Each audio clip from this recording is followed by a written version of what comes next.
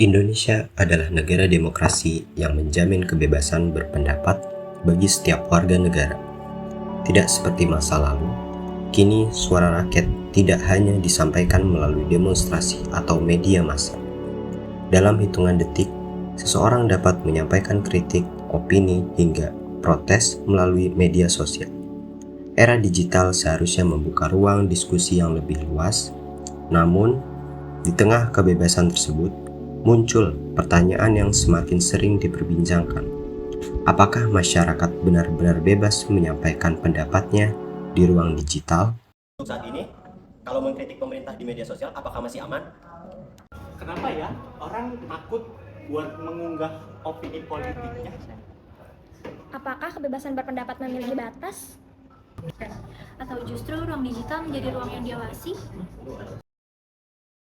Di era ini, orang lebih mudah menyampaikan pendapat berkat kemajuan teknologi. Hanya melalui ponsel seukuran genggaman tangan, semua ungkapan kritik, saran, maupun sekedar pandangan terhadap suatu isu menyebar luas hanya dalam hitungan detik. Rakyat juga bisa mengawasi kebijakan terbaru melalui informasi yang beredar di internet. Keberadaan media sosial membuat partisipasi masyarakat menjadi lebih mudah dibandingkan sebelumnya.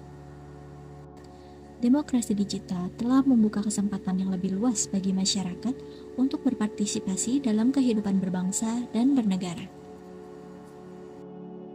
Namun, praktik di lapangan tidak selalu berjalan sesuai dengan harapan.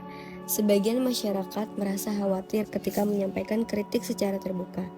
Beberapa kasus pelaporan atas unggahan media sosial memunculkan kekhawatiran bahwa kritik dapat berujung pada konsekuensi hukum. Warga mulai mempertanyakan batas antara kritik yang sah dan pelanggaran hukum. Wawancara sederhana yang dilakukan menunjukkan bahwa sebagian responden mengaku lebih berhati-hati saat membahas isu politik di internet. Media sosial memberikan ruang yang luas bagi masyarakat untuk terlibat dalam proses demokrasi tanpa harus hadir secara langsung di forum-forum resmi. Namun demokrasi digital juga menghadapi berbagai tantangan. Salah satu tantangan yang sering dibahas adalah munculnya intimidasi, perundungan daring, serta tekanan sosial terhadap individu yang menyampaikan pendapatnya. Di sisi lain, tidak semua kritik disampaikan dengan cara yang tepat. Penyebaran hoaks, fitnah, ujaran kebencian, dan informasi yang tidak terverifikasi juga menjadi masalah yang sering muncul di ruang digital. Kebebasan berpendapat harus berjalan beriringan dengan tanggung jawab. Demokrasi yang sehat tidak hanya memberikan kebebasan berbicara, tetapi juga mengajarkan penghormatan terhadap hak orang lain.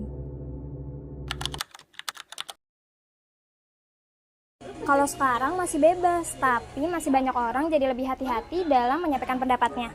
Takut terjadi kesalahpahaman, respon negatif, dan juga menghadapi konsekuensi tertentu.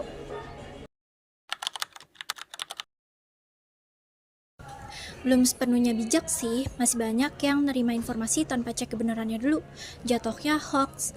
Tapi di sisi lain mulai ada juga yang cek-cek fakta dulu sebelum nyebarin. Semoga pengguna medsos lebih aware lagi dalam mengelola informasi.